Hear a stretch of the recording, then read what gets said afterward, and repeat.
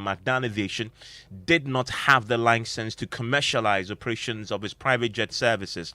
Now, speaking to the media, the Ayawaso North MP observed that the committee is preparing to invite the company to answer questions from committee members. We say from the meeting, what we have gathered is that, and from the Ghana Civil Aviation and Ghana Airport, I can't foresee McDan aviation industry operating commercially in the next 1 to 2 years. Yes, because as we speak now, he doesn't have the license. It's still now going through the process to acquire the commercial license, and it takes some time to be able to comply with the process to be able to acquire a commercial license to operate. What we're told is having now is the private jet licensing, which he has been given 3 months to operate. And as we speak now, the 3 months has elapsed. So as we speak now, it doesn't have even the private jet license and authority to even operate. If you look at the letter, letter technically, the letter also stated some operational requirement and obligations. So it's not only the financial aspect of it. So we even asked them this same question, and what they are telling us is that what he did all was to get him a private jet license, which he was given that license for 3 months. As we speak, the license has expired. But for commercial licensing, he doesn't have it. It's still now going through the process to acquire it. And per what we were told, it will take more than a year, almost getting to 2 years to be able to acquire that license. It's not an easy thing. So that is why I'm saying I can't foresee him operating commercially in the next between 1 to 2 years. Yes, I have suggested to my chairman and the committee to also get the McDan aviation industry to listen to their side as well. But something happened. If you look at we were fortunate as a member of the committee, members of the committee, to lay our hands on some documents. On one breath, you will see the Ghana Civil Aviation Authority or the Ghana Airport Company communicating to McDan shipping industry. On the other hand, you see some communications communicating to McDan group of companies and to other communications to McDan Aviation Company. We try, these are technical and legal. Which company are you dealing with? So these are all things they will have to sanitize. If you say you started with McDan Shipping and along the line migrated to McDan Aviation, we need to see correspondence to those effects. They are here to produce those things. But the minister said he's going to sanction the McDan industry at least for defying their orders and what have you. So a meeting will start next week to see to that. So that's the latest from that committee hearing today, where the minister was in attendance. There's a briefing there from a leading member of that committee, and we understand from what we've heard that the McDan Aviation themselves will also now be invited to hear their side of the story, plus the airports company as well. Now that they've heard from the minister himself, who is setting in his mind that McDan Aviation did not have the license for commercial operations of a private jet service, they're now waiting to hear from the two sides. But the minister was clear in that meeting that he's going to proceed and impose a sanction. Still listening to News 90s on Joy 99.7 FM. I want to take you now to the Western region, where police there have arrested the municipal chief executive for Sekindi, that is Issa Mahmood, for dangerous driving and alleged assault of a police officer. Now, Mr. Mahmood has been charged with 3 counts of assault of public officer, offensive conduct conducive to breaches of peace, and disturbing the peace in a public place. We have details of this. My colleague Marcelo Agba is in the studio with more. What more are we learning? Well, Evans, we have a copy of the police situational report, and it gives us details of what exactly happened. It says on the 2nd February 2022 at about 8:30 p.m., Inspector Safo Andrews in charge, 2 men were on their usual regional snap check at the Kwesimintim Cemetery. A Toyota Land Cruiser it gives the registration number, driven by the MCE, dangerously and carelessly drove towards police and nearly knocked down Inspector Safo. Now, we're told that when Inspector Safo questioned the driver about his dangerous driving, the MCE verbally abused Inspector Safo and insulted him with the words, quote, "You are stupid, you are ugly, I will beat you to death, I will transfer you," and many others, of which the inspector has everything recorded. The CTREP continues to say that the inspector reported the incident to control and was informed accordingly to proceed to the scene to effect the arrest of the MCE. But in the last 30 minutes, we have an official statement coming from the Western Region Police, statement signed by Olivia E.T. Adiku, Deputy Superintendent of Police, Head of Public Affairs Unit. And it says that Mr. Abdul Mumin Issa, the Honorable MC for Sekendi Takrade Metropolitan Assembly, has been arrested by the Western Regional Police Command today, Thursday, 3rd February 2022, for an alleged motor traffic offense, verbal assault, and offensive conduct. Okay, so those are the details as you're learning now from the police, and we understand that he's still in custody. To put this in context, the MC for Sekendi, he is also the chairman of the Municipal Security Council. Chairman of the Municipal Security Council. Indeed, what it means that the entire security apparatus for that municipality is under his leadership, and he's the same gentleman who is now being arrested by the police. And remember that the police ultimately take instructions from him as a chair of the Municipal Security Council. And that's why, from the details that we brought you, he was threatening the police officer that he's going to cause him to be transferred, because he comes across as if he was throwing his weight about as the municipal, security council chairperson, knowing that the commander for the municipality is under his command. But of course, as they say, nobody's above the law. Exactly. And he's now currently been arrested. Now we are learning that he'll be put before court tomorrow, Friday, 4th February 2022. And Okay, and we know the charges that he's facing tonight. 3 of them: assault of a public officer, offensive conduct, conducive to the breaches of peace, and disturbing the peace in a public place. Thank you, Maxwell, for those details that we're getting for you tonight about the arrest of the municipal chief executive for Sekendi, who's also the chair of the Security Council there. Well, this evening, the countdown is on as government and the University Teachers Association of Ghana have 1 week now to resolve their issues after an Accra High Court refused to grant a request by the National Labour Commission to stop the lecturers' strike. Now, the NLC ordered UTAG to return to work on the 13th of January, but when the lecturers refused to comply, they sued the association in an attempt to compel them to go back to the classrooms while continuing negotiations. President of UTAG Legon branch, Dr. Samuel Nkumban, who was in court today, says they expect government to use the next week, the court itself has specified so, to meet their demands. Well, our expectation is for our employer to say that, what you are asking for, we are giving it to you. There is reason for which, and in fact, we are deserving of what it is that we are asking, given that from 2013, our workload is increasing and our conditions of service are rather declining on the opposite direction. And so it's our expectation that some understanding will come to prevail, that they would appreciate that we have made quite a lot of sacrifices from 2013 to date, and that they will restore the 114% of basic salary that UTAG is asking for as an interim measure.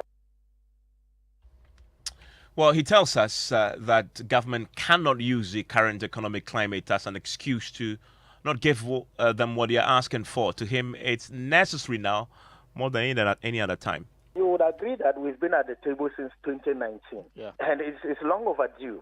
And you look around yourself and you look at the increasing cost of living, you looked at some of the expenditure things that happen in the corridors of power, and you want to ask the question as to whether or not indeed this country is a broke country. And also that you have, as of today, countries that are paying their workers better, despite that Ghana is ranked above them in terms of GDP. And so for us, we think that it's a question of prioritizing what they want to spend on, rather than the blanket argument and the mantra that there isn't money in the country. That we have difficulty agreeing with government.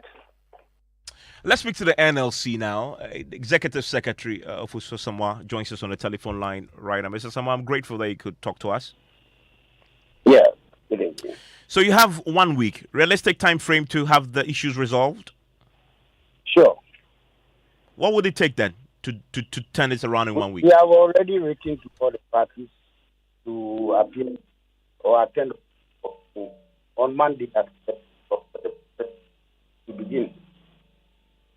Apologies that we have a terrible connection to you. We're going to reach out to you on a better line so we can hear you. But I guess from what you're saying is that you've already begun processes to have this dealt with. The first meeting possibly on Monday. We'll get clarity on that if we get you on a better line. We'll also hear from Labour analyst Austin Gama shortly, who's also wading into this now on the back of the court decision. Remember that the NLC had gone into today hoping that the court will issue a clear directive to the striking lecturers to return to the classroom. That didn't happen. The court rather says, well, you have one week, go and resolve your issues and return to the courtroom if you need be. If the need be, the NLC now is beginning the processes for that to happen. Mr. Fuso Samoa is back on a better connection, I hope.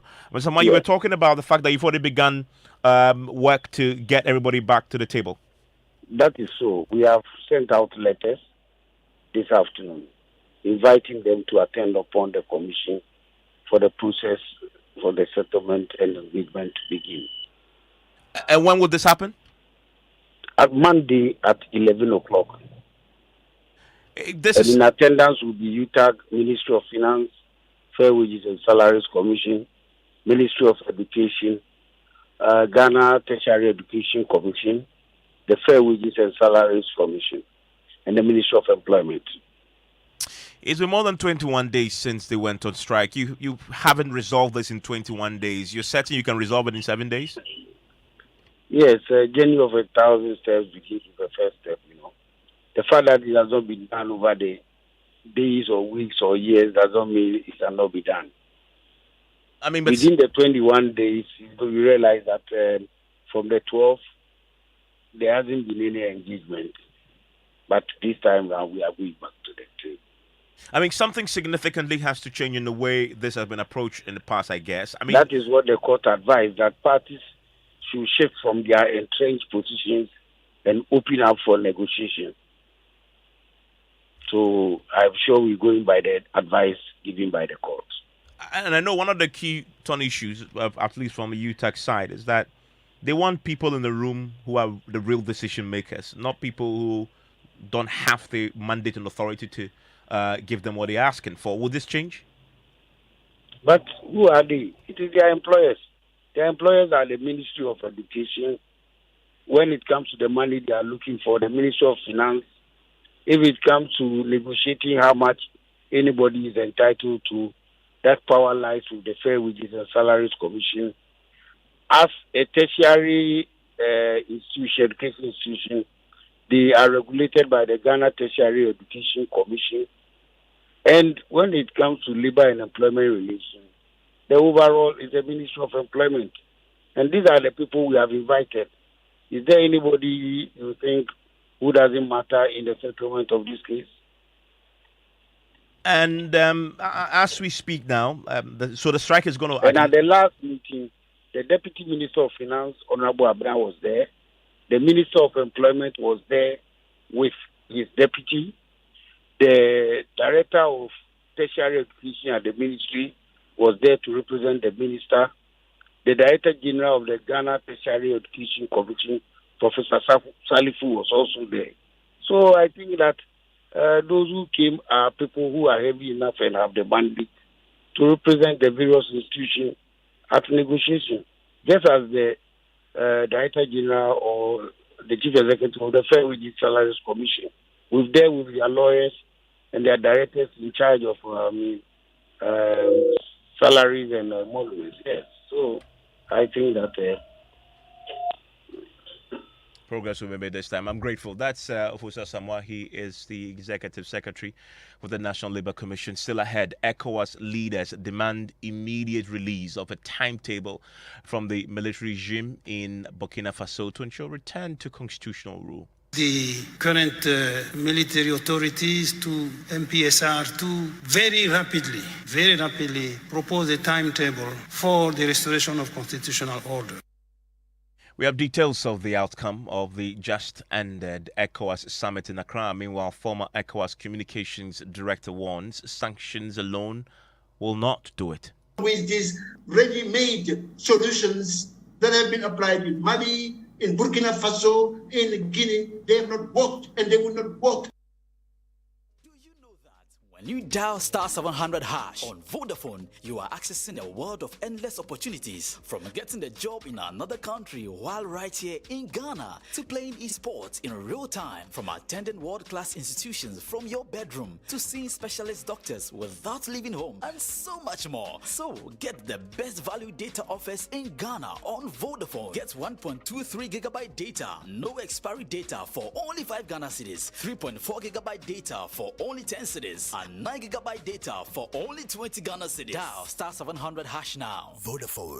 Because of rumors that insurance companies will only waste your time, I never bothered to make claims until one day I rear-ended a car and the owner wanted it repaired immediately. I called Prime Insurance, my insurers, and they walked me through how to get a quick police report to authenticate the accident, and voila, the victim got the due compensation for the damage I had caused to his car. No stress. Prime earned my trust that day, so I upgraded from third party to comprehensive. My advice? Get insurance today and get it from Prime Insurance. From January to March 2022, Prime Insurance is rewarding customers with prizes worth over 500,000 Ghana cedis for new sign-ups and renewals in the Prime Jiwu Dear promo. Call 020-859-8216 to find out the Prime office or agent closest to you. This year, I will plan my finances. This year, I will not waste money. This year, I will start investing small for me and my family's future peace of mind. This year, no, it will be because... It go be is not a plan, oh. Financial independence is possible. Think smart, invest now. Call EDC now on 0302-634-165 or send a WhatsApp to 0595-235-065 to get started on an investment plan today. Alternatively, visit any EcoBank branch or sign up online at ecobank.com/SWAM. EDC Investment Limited, a member of the EcoBank Group. Keep this frequency clear. 99.7. It's now time for business, and George is here with the latest. Hello, George. Hi, Evans, and there's still talk about the IMF, and Chair of Parliament's Finance Committee, Kweku Kwating, describes calls to us to go for an IMF program as misplaced, and the IMF is projecting 6% growth rate for Ghana this year, driven by rebound in the extractive sectors of the economy. The business news on Newsnight is brought to you by MTN Business. Welcome to the new world of business. Kingdom Books and Stationery, your number one-stop shop for all your office essentials, and elegant life. Let's now settle for the details. Now, Chair of Parliament's Finance Committee, Kweku Kwating, has described calls for an IMF program for Ghana as not prudent and misplaced. Now, this follows calls that government should turn to the IMF for a program looking at the current challenges facing the economy. But Mr. Kwating tells Joy Business government has already taken some steps to correct the current challenges facing the economy. I think for Ghana to subscribe to an IMF bailout would be so unwise. Why would it be so unwise? We've done it before, and several countries have done it before. It's precisely the reason we shouldn't even think about it. I'm surprised that suggestion could come across at all. Look, the IMF comes to your country. When you go to the IMF to say, I have run my economy down, come and bail me out. The IMF, of course, we are members, so we are entitled to go there. They come to your country and they tell you what you can do and what you cannot do, because you have come saying you are sick, and the doctor is telling you this is the medicine. What the IMF provides you would be some loan. It's not for free, money for free. That money does not even feed directly into your fiscal. That money is to balance your external payments, to help you soak external pressure. And yet, they come to your country and they tell you to do this, to do that, to essentially to instill this. Isn't your position more of a philosophical stance than some would say the reality on the ground? That there are problems with revenue, the reality, there are fiscal and confidence. That is why some investors were getting out of your bonds. Obviously, it is not just for the financial package, but also having that big brother there to act as a check. Give some confidence to these investors and your DPs. And look, the IMF has reviewed our economy in 2021. If you look at the language of their review of our economy, it does not even appear to me that if we apply to an IMF for a program, they would easily grant it. We don't know. The suggestion Those are just scenarios on our board. What I'm saying is that, one, I don't see the need. Two, what the IMF comes to do for a country is something a country of, I speak as respectfully as I can, a country of human beings. Rational, knowing what you have to do and what you don't have to do. If we cannot have discipline to do that ourselves, and we're going to be running to the IMF, then our relationship with the IMF becomes like a drag.